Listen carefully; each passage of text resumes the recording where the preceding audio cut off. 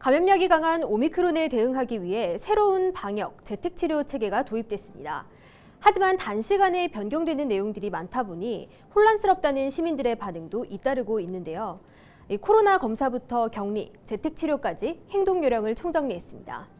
먼저 코로나 검사는 고위험군과 일반군으로 나누어 진행됩니다.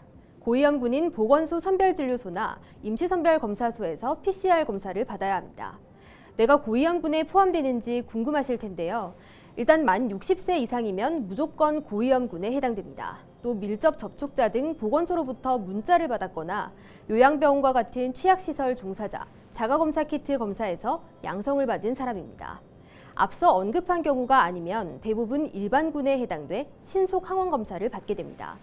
보건소나 임시선별검사소를 방문하면 검사용품을 받아 스스로 검사를 할 수 있습니다. 이때 양성이 나오면 추가로 PCR 검사를 받고 그 결과에 따라 최종 감염 여부가 결정됩니다. 그렇다면 집에서 자가검사 키트를 구입해 검사를 했는데 2줄, 양성이 나오면 어떻게 해야 될까요? 먼저 검사용품을 밀봉해 선별진료소로 가져가 제출한 뒤 PCR 검사를 받아야 합니다. 보건소 외에 지정된 동네 병원과 호흡기 전담 클리닉에서도 신속 항원 검사가 가능합니다. 10일 5시 기준 부산에서는 190곳의 병원에서 검사를 받을 수 있습니다. 검사비는 무료입니다. 하지만 진료비는 개인이 부담을 해야 합니다.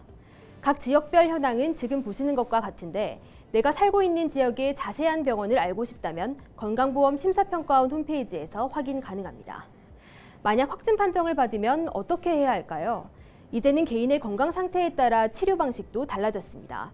보건소에서는 먼저 확진자의 증상이 심하고 기저질환 등이 있으면 병원이나 생활치료센터로 이송합니다. 하지만 그 외 대다수는 집에서 치료를 받게 되는데요. 재택치료자도 집중관리군과 일반관리군 두 집단으로 나뉘어 관리를 받습니다.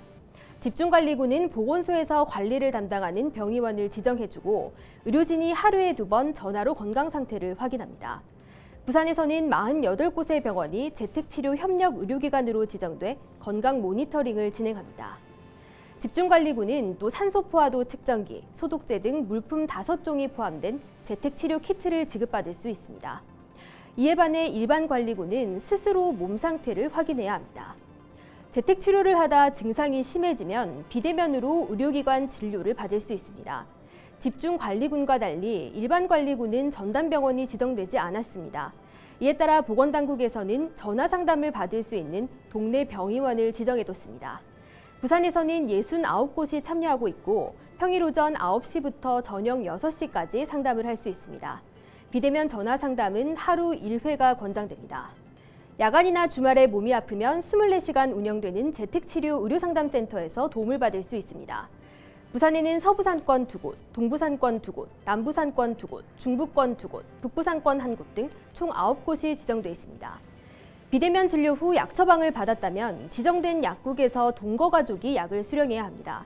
홀로 사는 어르신 등 약 수령이 어려운 경우 담당 약국이 약을 수령할 수 있는 대리인을 확인해 약을 전달합니다. 부산에는 현재 41곳의 약국이 지정돼 있습니다. 만약 증상이 더 심해진다면 대면 진료를 받을 수 있는데요. 부산에서는 부산의료원과 갑을 녹산병원이 외래진료센터로 지정돼 있어 이곳에 연락하고 방문하면 됩니다. 단 응급 상황에서는 119로 즉시 연락해야 합니다. 확진자는 7일간 격리를 하게 됩니다. 검체 채취일로부터 7일차가 되는 날 자정에 격리가 해제되며 해제 전 별도 검사는 하지 않습니다. 확진자의 동거인 중 백신 접종을 하지 않은 경우 확진자와 동일한 기간 격리를 해야 합니다. 단 의약품 구매나 생필품 구매 등 필수 목적의 경우에 한해 1일 2시간 외출을 할 수 있습니다.